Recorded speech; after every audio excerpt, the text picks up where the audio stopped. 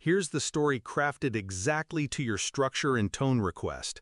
Tight, vengeful, first person, 900 words, cinematic, with every line carrying weight. At midnight. At midnight, his boot cracked against my ribs. The sound was sharp, like a branch snapping. Mom laughed in the doorway. She didn't flinch, didn't step forward, didn't try to stop him. "You deserve this," she whispered, as if cruelty was a lullaby. Dad leaned over me, breath sour with whiskey. Pain teaches worthless kids their place. Worthless. That word burned more than the fracture. I bit down the scream. Because in that moment, I wasn't worthless. I was awake. I was taking notes. I used to think he was a hero. Strong hands, wide shoulders, the kind of man other kids' fathers respected. He carried me on his back once, told me I'd see the world higher than anyone else. I thought Mom adored him too. She'd beam when he entered a room. That was the lie, the stage version.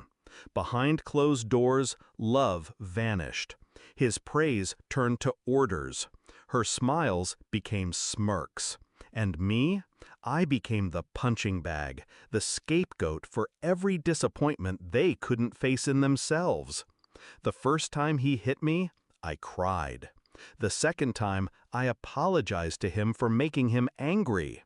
By the 10th time, I stopped feeling shock. Pain was routine. Bruises were camouflage under long sleeves.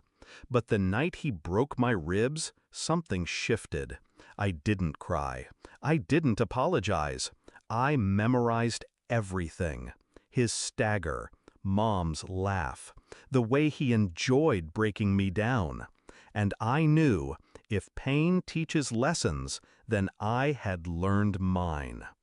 Revenge didn't arrive with fire. It arrived with silence. I played their perfect child.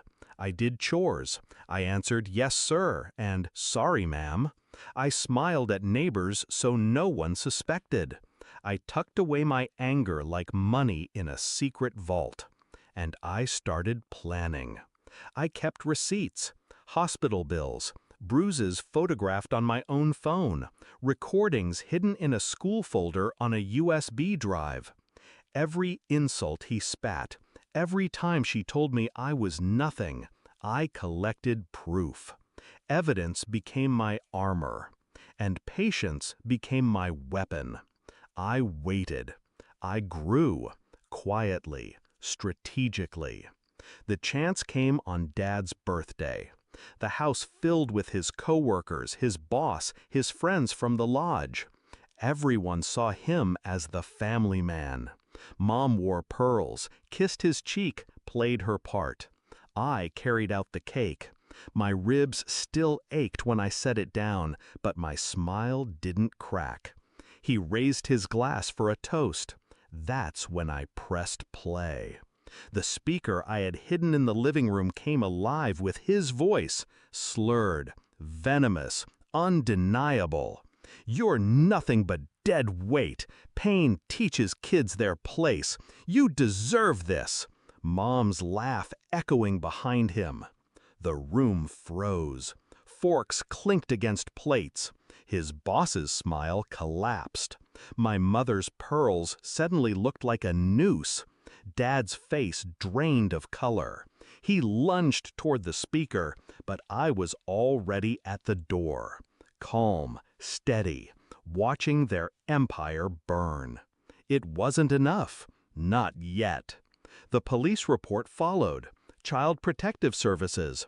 Copies of everything, sent anonymously to his boss, the school board, the lodge. Their image of power and pride shattered in less than a week. Neighbors avoided them. His friends stopped calling.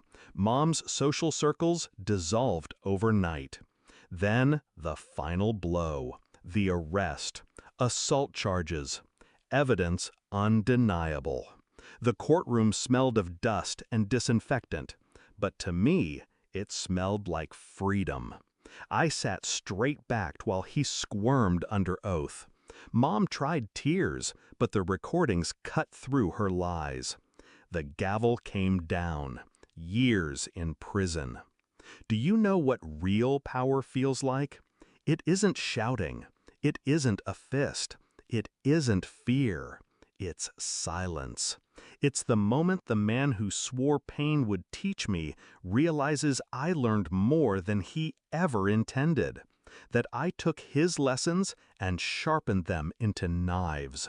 That I forced him and her to beg, not for mercy, but for dignity, for scraps of the reputation they destroyed themselves. They wanted me broken. Instead, they built something stronger. The night after sentencing, I lay in bed, ribs healed, scars hidden beneath skin. The house was quiet now, too quiet. But in that silence, I felt no fear. I felt release. I replayed Mom's laugh in my head, not as a wound, but as evidence of how far I'd come. I remembered Dad's words, not as truth, but as proof of his weakness. They wanted me to be nothing. Instead, I became their reckoning. And as I drifted to sleep, a thought anchored me with calm certainty. Pain teaches lessons, but so does revenge. Word count 910. Would you like me to sharpen this further into a 60 to 90-second TikTok reel style script? Shorter, snappier, with cliffhanger emphasis, so it hits even harder for that platform?